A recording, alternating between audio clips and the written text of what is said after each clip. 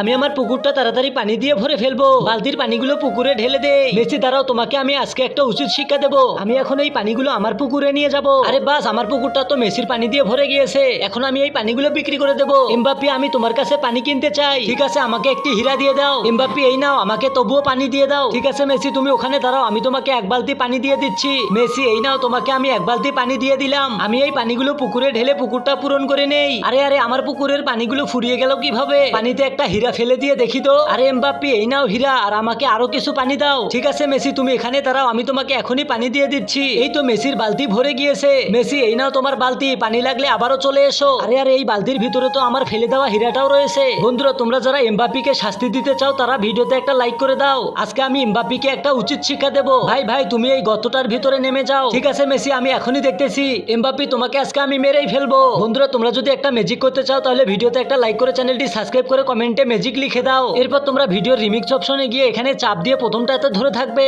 আর 2 second পর তোমরা এই ম্যাজিকটি করতে পারবে।